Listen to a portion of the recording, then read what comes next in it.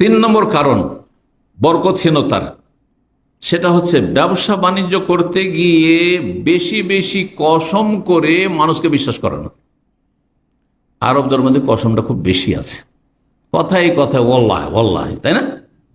নাই, কথায় কথায় যদিও দেখেন আপনি কসম করেন সত্য কসম, তারপরে বেশি কসম করা মকরু অপছন্দনীয়, কথায় এই কথায় ওয়াল্লাহ।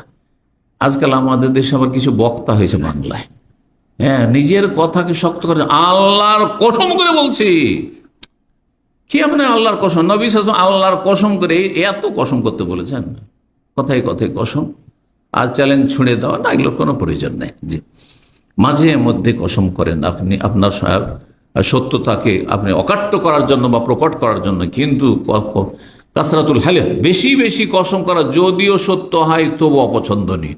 আর মিথ্যা কসম যদি একবার দুইবার হয় তবুও কাবিরা গুনাহ। মিথ্যা কসম করে কেউ যদি মিথ্যা কথার ওপর, মিথ্যা আচরণের ওপর কসম করে, তাহলে সেই কসমকে আমিনে গমুস বলা হয়। গমুস মানে ডুবিয়ে দাও, জাহান্নামে ডুবিয়ে দেবে। এই জন্য রাসূল বলেছেন যে যেই ব্যক্তি মিথ্যা কসম করে সে জান্নাতে যাবে না, জাহান্নামে যাবে, মানে জাহান্নামে যেতে হবে তাকে, যদিও সে মুসলিম হয়, যদিও নামাজি হয়, যদিও তাওহীদবাদী সহিহ আকীদার হয়, তো মিথ্যা কসম করার কারণে জাহান্নামে যেতে হবে। নবী সাল্লাল্লাহু আলাইহি ওয়াসাল্লাম নিষেধ করেছেন বেশি বেশি কসম করতে ব্যবসা বাণিজ্যের ক্ষেত্রে। সহিহ বুখারী মুসলিম হাদিস, আল হালিফু মানফাকাতুন লিসসালাহ, কসম করে কেনা বেচা করলে মানে পণ্য বা মাল সামান তাড়াতাড়ি বিক্রি হবে, কাস্টমার তাড়াতাড়ি লাগবে ঠিক, কিন্তু মামহাকাতুন লিল বারাকা, বরকতকে নষ্ট করে দেবে, বরকতকে নষ্ট করে দেবে। আমাদের সমাজের লোকেরা কসম না করলেও শক্ত করে বলে, শক্ত করে বলা খানিকটা কসমের মতোই। আপনি এত শক্ত করে বলছেন, হয়তো তাতে সততার অভাব রয়েছে। হ্যাঁ, যতটা আছে তার চেয়ে বেশি আপনি অতিরঞ্জন করে বলছেন, বাড়িয়ে বলছেন, এগুলিতে বরকত নষ্ট হয়ে যাবে। রাসূলুল্লাহ সাল্লাল্লাহু আলাইহি ওয়াসাল্লাম আরেকটি হাদিস সহিহ মুসলিমের, ইয়াকুম ওয়া কাসরাতুল হালিফিল বাই, ব্যবসা বাণিজ্য তোমরা বেশি বেশি কসম করবে না, সাবধান। ফাইন্নাহু ইউনাফিকু, ওতে তোমার পণ্য তো বেশি সেল হবে, কিন্তু সুম্মা ইয়ামহাকু, বরকত নষ্ট করে দেবে, বরকত নিশ্চিহ্ন করে দেবে, নষ্ট করে দেবে। কোন একজন তাবেঈ একজন ব্যবসায়ীকে বলছেন, ইয়া আব্দুল্লাহ, আল্লাহ ইত্তাকিল্লাহ, আল্লাহকে ভয় করো, ওয়ালা তুকসিরিল হালিফ, বেশি বেশি কসম করবে না, ফাইন্নাহু লা ইয়াজিদুকা ফি রিজকিকা ইন হালাফতা, কসম করলে যে তোমার রিজিক বেড়ে যাবে এমনটা কথা নাই, রিজিকের ফয়সালা আল্লাহ করেই রেখেছেন।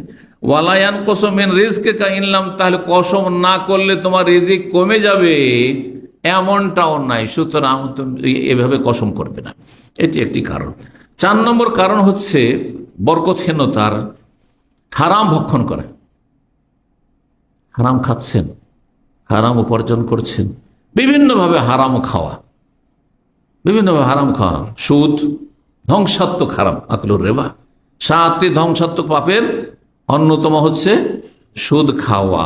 অনেকেই সুদখোর না, কিন্তু সুদ খাওয়াচ্ছেন, মানে সুদের উপর টাকা নিচ্ছেন, সুদের উপর টাকা নিচ্ছেন। আপনি গরিব, অভাব আছে, সেই জন্য আপনি বেশি সচ্ছল হওয়ার জন্য সুদের ওপর টাকা নিয়ে আসছেন। আপনি ওই বন্ধকের জমি, যে জমিওয়ালা তার কাছ থেকে নিচ্ছেন আপনি, আর তাকে আপনি কি করছেন, যে বন্ধক জমি রাখলেন, জমি আবাদ করছেন, আর ওকে আপনি দিতে আছেন। বন্ধকের জমি, বন্ধকের টাকা ধার নেই, গরিব টাকা ধার নেই, আর যারা জমি রাখবে টাকাওয়ালা সে হয়তো টাকা ধার দিল আর জমিটা রাখলো। তো দুই দিক থেকেই এরকমটা হয়। সুদখোর সমান, কিন্তু অনেকে আজকাল মনে করছেন যে আমার তো অভাব ছিল সেই জন্য সুদের ওপর টাকা নিয়েছি। না, আপনি সমান অপরাধী, আপনি সমান অপরাধী। জি, যতক্ষণ পর্যন্ত না খেয়ে মরে যাওয়ার মতো পরিস্থিতি নয় ততক্ষণ পর্যন্ত আপনি নিরুপায় না।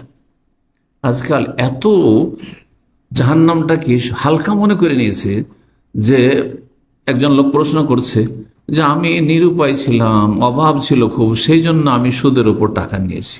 নিরুপায় কাকে বলে? নিরুপায় মানে এক্ষুনি যদি আপনি সুদের ওপর না নেন তো মরে যাবেন আপনি। কেউ আপনাকে এমনিতে দিচ্ছে না, আপনার জীবন বাঁচাবার জন্য যে এক পেট খাবার চাইবেন ওটা দিচ্ছে না।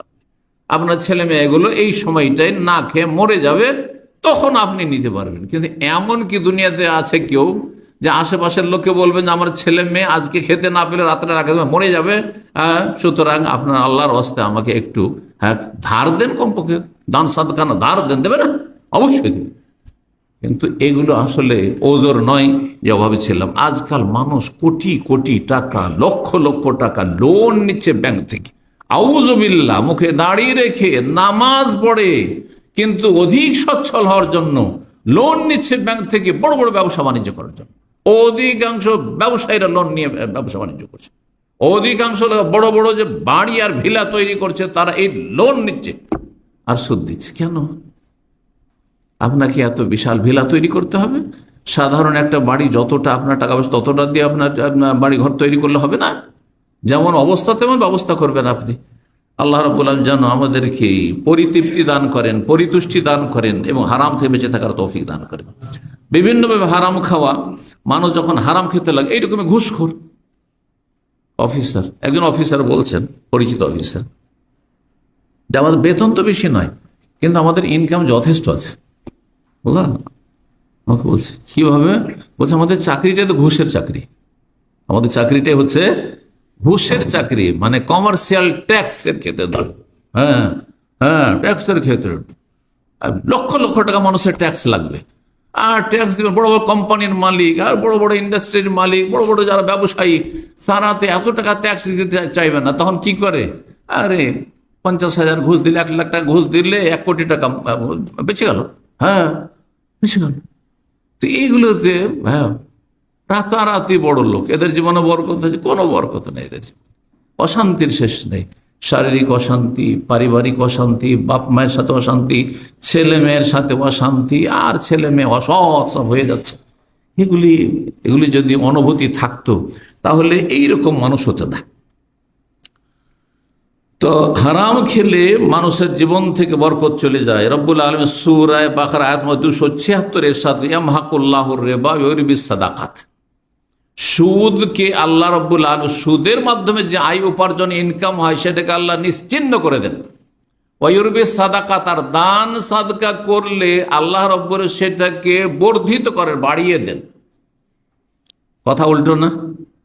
সুদ খেলেন আপনি, মাসিক এত পার্সেন্ট আসবে, ধরেন ব্যক্তি পর্যায়ে যে সুদগুলি হয় মান্থলি অনেক টাকা। সুদের ওপর যারা আসে এখানে, সুদের ওপর টাকা নিয়ে তারা কোনোদিন সুখী হইতে পেরেছে? আমার মনে হয় না যে কেউ সুখী হবে, কারণ আল্লাহ বলছেন নিশ্চিহ্ন করে দেন। সত্যি সুদের টাকা পরিশোধ করেই শেষ করতে পারে না, তা আসল টাকা কোথা থেকে পরিশোধ করবে? আর তারপরে সে ভিসা কিনে এসছে, সেই টাকা কোথা থেকে পরিশোধ করবে? আর সেই লোন থেকে কি করে মুক্তি হাসিল করবে সেই করজা থেকে? তো সম্মানিত ভাতৃমণ্ডলী, আল্লাহ বলছেন যে সুদকে আল্লাহ নিশ্চিহ্ন করেন, অথচ সুদে আপনার টাকা বাড়লো, বাহ্যিক দেখতে বাড়লো অনুভূতির ক্ষেত্রে। দান সাদকা যখন করলেন, যত টাকা দান করলেন তো বাহ্যিক তো কমলো, দেখতে পাচ্ছেন। আমি 100 টাকা ছিল, আমি 10 টাকা দান করলাম তো 90 হইল। জাকাত দিলাম 100-তে 2.5 টাকা, তো 97.5 হয়ে গেল। 1 লাখ রিয়াল ছিল, 2,500 দিয়ে দিলাম তো 97,500 থাকলো, তো বাহ্যিক তো কমে যাচ্ছে। কিন্তু আল্লাহ বলছে ওই রুবিস সাদাকাত, সেটা কমে না, আল্লাহ বাড়িয়ে দেন। এই জন্য বলছিল বরকত এমন একটি জিনিস যেটি অনেক সময় চোখে দেখা যায় না, আর এই অঙ্গ প্রত্যঙ্গ দিয়ে বোঝা যায় না, সেটা অন্তর্দৃষ্টি দিয়ে অনুধাবন করা যায়, বোঝা যায় যে আমার জীবনে বরকত আছে বা অমুকের জীবনে বরকত আছে।